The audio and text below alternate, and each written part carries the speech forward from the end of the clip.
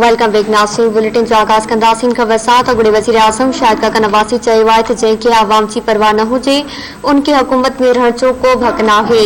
इस्लामाबाद में एहतसाब अदालत ॿाहिरां मीडिया सां ॻाल्हाईंदे शाहिद काका नवाज़ी चयो त मुल्क में महांगाई तेज़ी सां वधी रही आहे। बिजलीअ जी क़ीमत में ₹4.5 जो इज़ाफ़ो कयो वियो। नून लीग अॻवान चयो त ॿियनि जे सहारे ते हलंदड़ वज़ीर आज़म हर वक़्तु ॿियनि जे कयल कमनि जी क्रेडिट खणण में रुधल नज़र अचे थो। शाहिद काका नवाज़ी चयो त वज़ीरनि इस्लाहकारनि जो कम रुगो प्रेस कॉन्फ्रेंस करण नाहे। आगाही पिया खे अॻूणे वज़ीर आज़म शाहिद काका नवाज़ी चयो आहे त जंहिंखे आवाम जी परवाह न हुजे उनखे हुकूमत में रहण जो को बि हक़ नाहे। इस्लामाबाद में एहतसाब अदालत ॿाहिरां मीडिया सां ॻाल्हाईंदे शाहिद काका नवाज़ी चयो त मुल्क में महांगाई तेज़ीअ सां वधी रही आहे। बिजलीअ जी क़ीमत में ₹4.5 जो इज़ाफ़ो कयो वियो। नून लीग अॻवान चयो त ॿियनि जे सहारे ते हलंदड़ वज़ीर आज़म हर वक़्तु ॿियनि जे कयल कमनि जो क्रेडिट खणण में रुधल नज़र अचे थो। शाहिद काका नवाज़ी चयो त वज़ीरनि इस्लाहकारनि जो कम रुगो प्रेस कॉन्फ्रेंस करण नाहे।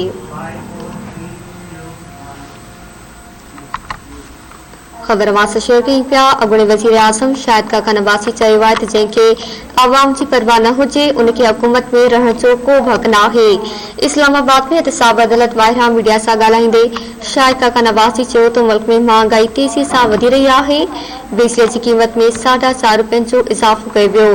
नून लीग अख़बार चयो त ॿियनि जे सहारे ते हलंदड़ वज़ीर आज़म हर वक़्तु ॿियनि जे कयल कमनि जो क्रेडिट खणण में रुधल नज़र अचे थो। शाहिद काका नवाज़ी चयो त वज़ीरनि इस्लाहकारनि जो कम रुगो प्रेस कॉन्फ्रेंस करण नाहे।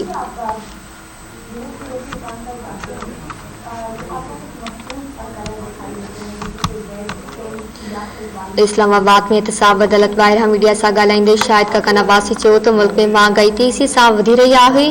बिजलीअ जी क़ीमत में ₹4.5 जो इज़ाफ़ो कयो पियो।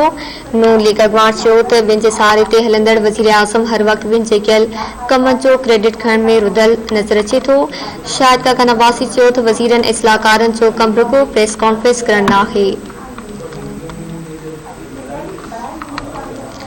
आगाही पिया खे अॻूणे वज़ीर आज़म शाहिद काका नवाज़ी चयो आहे त जंहिंखे आवाम जी परवाह न हुजे उनखे हुकूमत में रहण जो को बि हक़ नाहे।